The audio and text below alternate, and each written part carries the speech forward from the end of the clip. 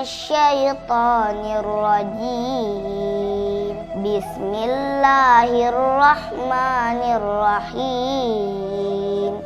Innalladzina yaktumuna ma anzalallahu minal kitabi wa yashtaruna bihi thamanan qalila ulaika ma ya'kuluna fi butunihim illan nar wala yukallimuhumullahu yawmal qiyamati wala yuzakkihim walahum adzabun alim. Ulaika alladzina ishtarawud dhalalata bil huda wal adzaba bil maghfirah fama asbarahum 'alan nar.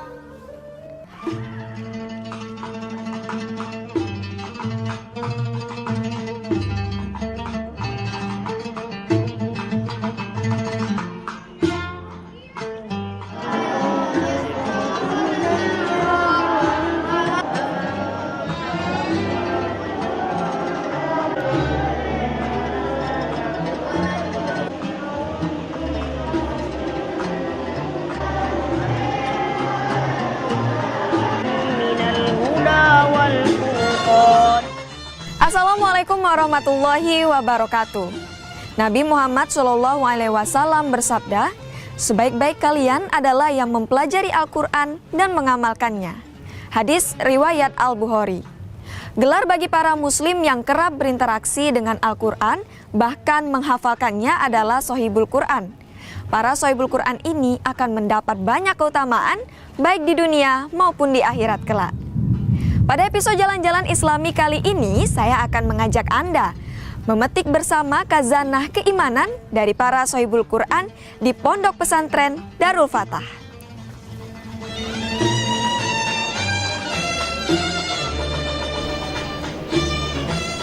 Al-Quran adalah kitab suci umat muslim yang senantiasa terjaga kebenarannya.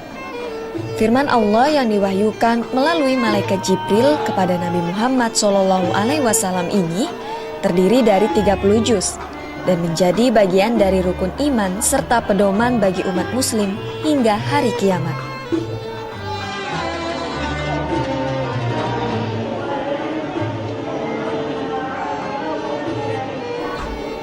Sesuai sabda Rasulullah, sebaik-baiknya seorang muslim adalah kalian yang mempelajari Al-Quran dan mengamalkannya. Karena bagaimanapun bagi umat muslim, Al-Quran adalah kitabullah yang menjadi petunjuk tanpa keraguan di dalamnya.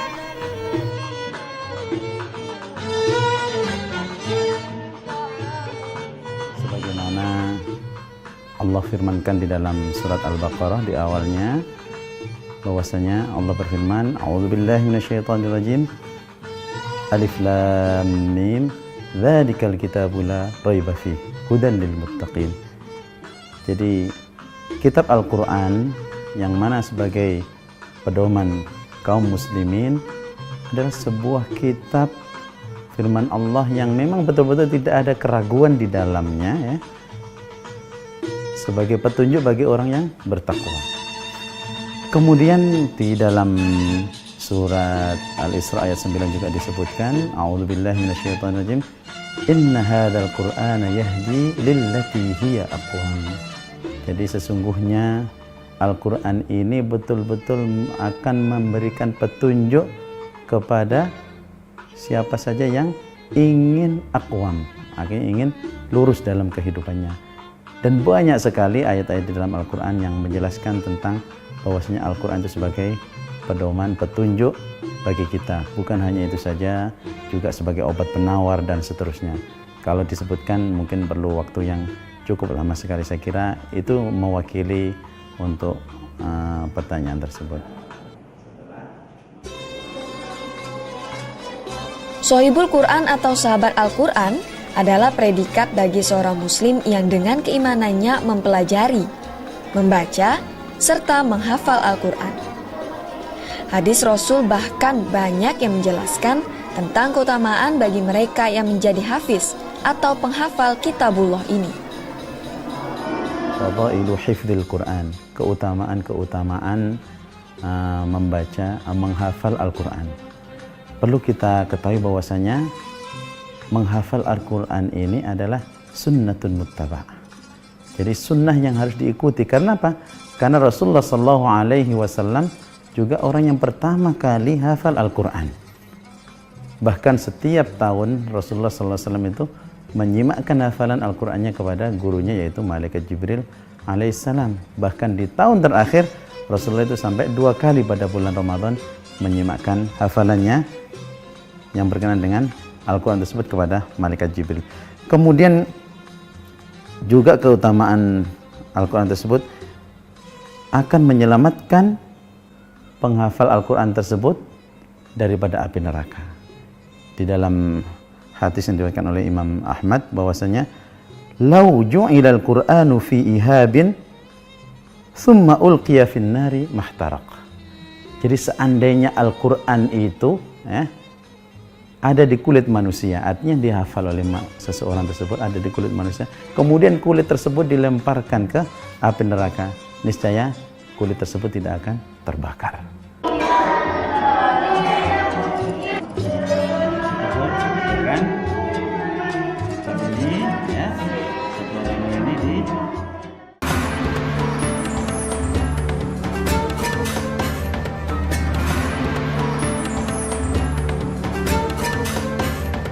A'udzu billahi minasyaitonir rajim. Bismillahirrahmanirrahim. Ya ayyuhalladzina amanu atiiullaha wa atiiur rasul wa ulil amri minkum. Fa in tanaza'tum fi syai'in faruddu ilallahi wa yastaghfir. Fa in tanaza'tum fi syai'in faruddu ilallahi war rasuli in kuntum tu'minuna billahi wal yaumil akhir. Dzalika khairu wa ahsanu ta'wila.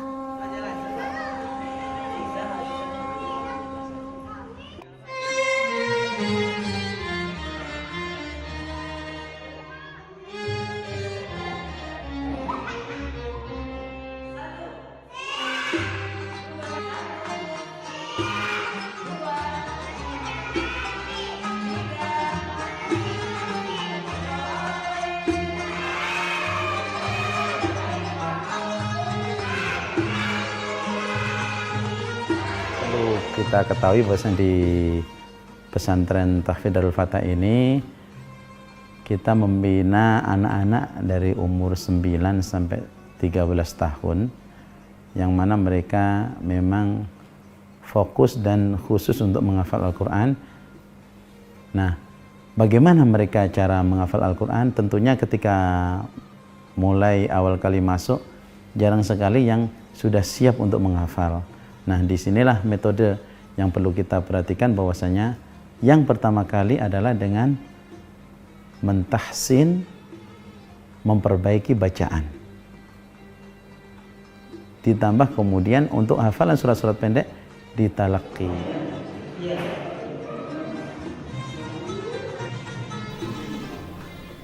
Tahsin dan talaki adalah metode dasar yang diterapkan oleh pesantren Tahfidz Quran Darul Fatah Pangkal Pinang dalam mendidik setiap santrinya. Keduanya menjadi metode dasar sebelum santri melanjutkan pada proses penghafalan Al-Quran. Khusus untuk metode tahsin, biasa dilakukan di awal tahun atau 3 bulan pertama saat santri belajar di pesantren Tahfidz Darul Fatah. Untuk sebelum menghafal tentunya perlu yang namanya tahsin ya. Jadi tahsin itu sangat perlu sekali sebelum menghafal. Jadi tidak wajib bagi atau diwajibkan bagi setiap santri untuk mengikuti tahsin Karena kalau bacaannya itu belum bagus, tentunya nanti akan berpengaruh juga pada hafalannya.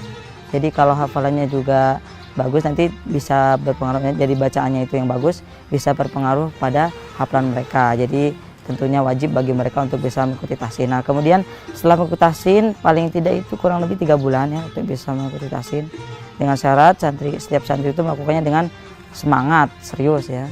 Nah, kemudian setelah itu mereka mulai melakukan hafalan. Biasanya rata-rata yang orang santri-santri Ma'had Darul Fatah ini melakukan hafalan, mereka itu memulai hafalan dimulai dari juz 30 ya. Jadi kita mulai dari yang ringan-ringan dulu, dari juz 30, kemudian juz 29, baru kemudian dari juz 1.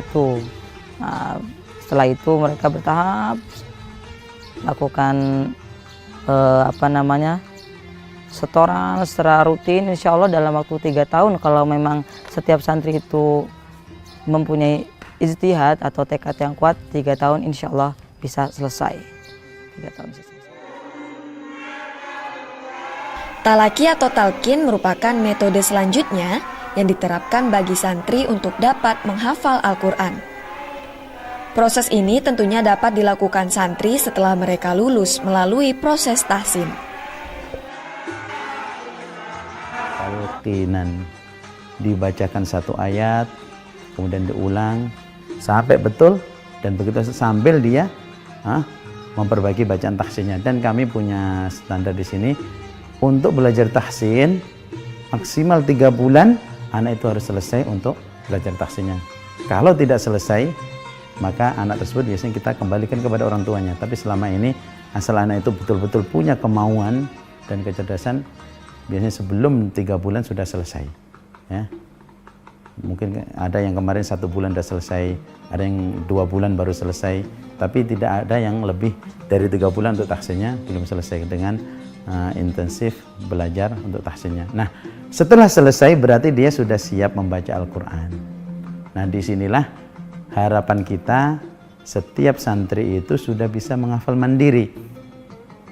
Nah, menghafal mandiri dengan ketika dia mau menyetorkan hafalannya besok pagi umpamanya, setiap habis sholat subuh, maka setiap habis maghrib sampai jam 9 itu akan ditalaki. Walaupun dia sudah bagus bacaan, tetap harus ditalaki karena mungkin ada kesalahan-kesalahan yang harus diluruskan, sehingga ketika dia membaca mau mulai menghafal sudah tidak salah-salah lagi, dan ketika setor kesalahan-kesalahan tersebut dapat diminimalisir dan hasil daripada hafalannya bisa dengan bacaan yang tartil.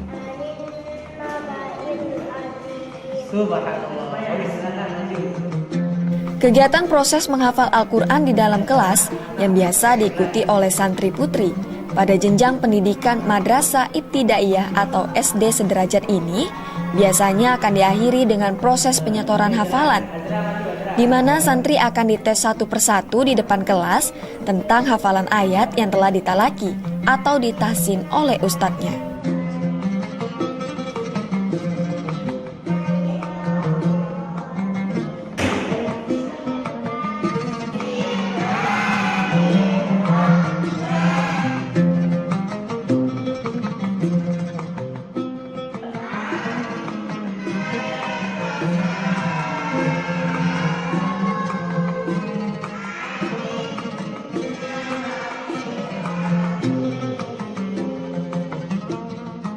Pemirsa, di tempat inilah terjadi interaksi antara guru dan para murid.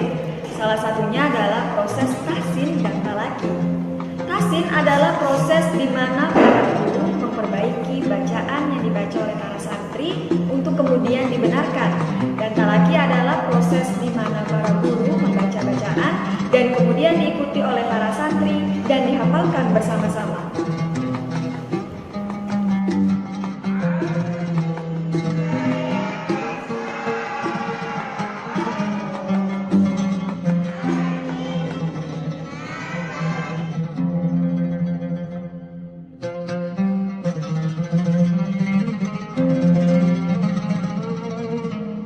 Menjelang sholat zuhur, para santri akan bergegas menuju masjid untuk melangsungkan metode menghafal Al-Quran lainnya, yaitu metode murojaah.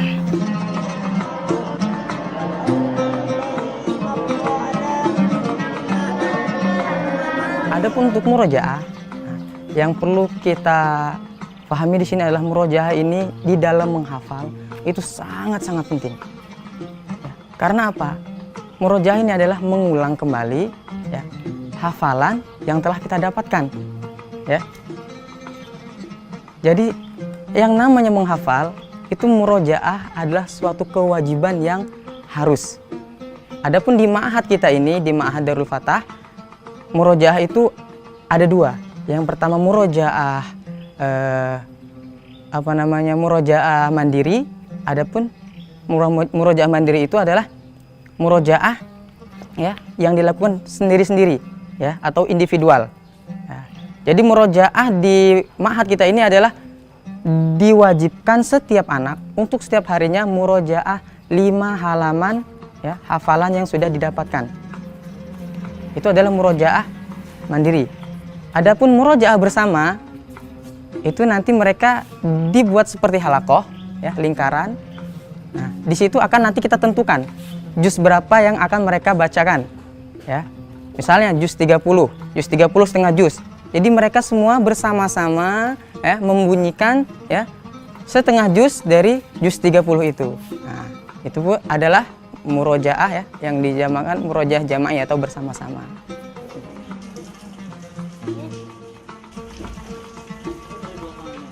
Usai mengulang hafalan secara mandiri atau murojaah nafsiyah, para santri akan bersiap untuk sholat berjamaah zuhur.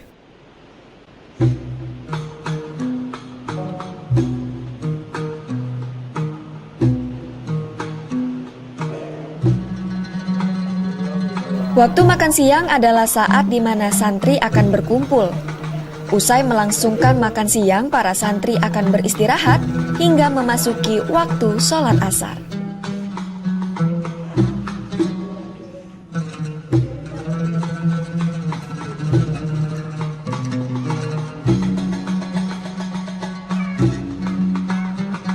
Murojaah wajib secara bersama-sama akan kembali dilakukan oleh santri bersama ustadz pada sore hari, tepatnya setelah melakukan sholat berjamaah asar.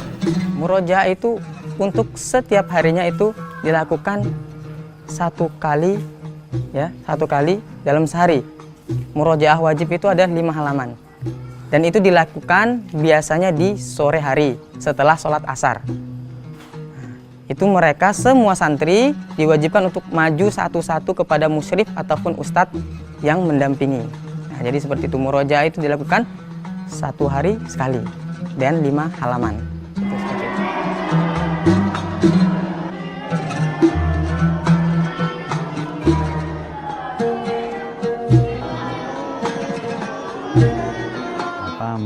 Menjaga hafalan mereka. Nanti setiap habis asar itu ada namanya murojaah, yang mana murojaah ini mengulang hafalannya beberapa hari yang lalu sehingga minimal 5 halaman atau 1/4 juz mereka harus menyetorkan murojaah hafalannya, sehingga ketika setiap akhir bulan ada ujian mereka bisa mengikuti. Karena Al-Quran itu kalau tidak diulang-ulang maka cepat sekali, lebih cepat daripada seekor unta yang lepas dari ikatannya, dia akan pergi begitu.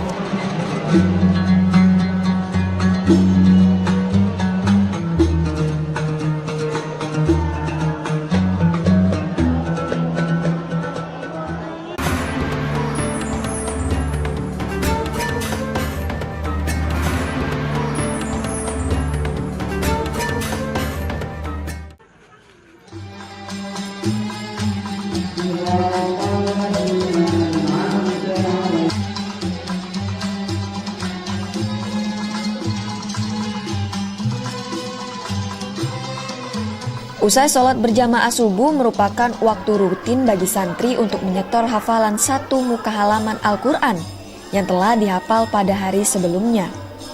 Kegiatan ini biasa dilakukan dengan cara santri mengantri menghadap ustadz atau pembimbingnya masing-masing. Disinilah para ustadz akan memperhatikan hafalan santri dengan kesempurnaan kaidah bacaannya, baik hukum tajwid maupun bunyi makhrajul huruf. Bagi santri, seluruh proses menghafal Al-Quran di pesantren tahfiz adalah pengalaman berharga yang selalu mereka jaga. Kalau ngafalnya mudah, kalau mengulang memurojaahnya lumayan susah. Suka dulu itu masih sering nangis. Setiap orang tua kesini pas mau pulang yang nangis terus biasanya. Sampai sekarang juga masih. Sudah berapa juz hafal? 6 juz. Dari tahun berapa? Mulai menghafal Al-Quran dari tahun berapa? 3 tahun. Susah nggak hafalnya? Enggak. Tahun pertama itu tahsin. Cara menghafalnya itu talaki, tapi masih agak sulit. Tapi sekarang alhamdulillah udah mudah. Tapi kalau mengulang itu memang sangat sulit. Mengulang hafalan. Apa sulit? Banyak.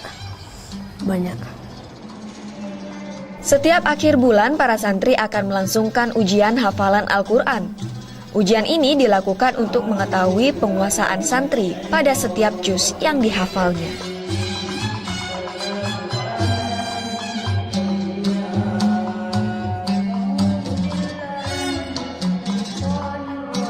Ujian berlangsung biasanya setiap musrif atau yang membimbing itu memegang 3 atau 4 anak. Jadi dibagi kelompok. Jadi satu orang ustadz, ya, jadi dia membimbing untuk ujian 3 sampai 4 santri. Nah di situ kita tes. Nah misalnya ada yang 1 juz, ada yang 5 juz itu. Jadi per tingkat. Iya. Ini pesantren Darul Fatah ini punya tagline membangun generasi dakwah. Jadi sebenarnya intinya kita ingin membangun generasi dakwah tapi yang dilandasi oleh Al-Quran. Bagaimana mereka Al-Qurannya bagus ya. Karena ketika siapapun dai dakwah ini tidak hanya ustadz saja, siapapun nanti jadi apapun, maka seseorang tersebut harus siap. Maka ketika pondasinya adalah Al-Quran, harapan saya, maka dia akan betul-betul menjadi ikon-ikon dakwah di mana saja. Ini masih anak-anak, nanti mereka ada yang jadi dokter umpamanya. Harapan saya, dokter yang hafal Al-Quran dan juga siap untuk berdakwah. Kalau jadi ustadz, jelas membutuhkan sekali hafalan Al-Quran. Bahkan seandainya tidak bisa melanjutkan sekolah. Ini yang saya tekankan kepada santri-santri kita. Bandingkan seandainya kalian hanya lulus SMP, kemudian tidak bisa melanjutkan sekolah, tapi kalian punya Al-Quran dengan kualitas yang bagus, kemudian ingin mengembangkannya, maka kalian akan bermanfaat di masyarakat.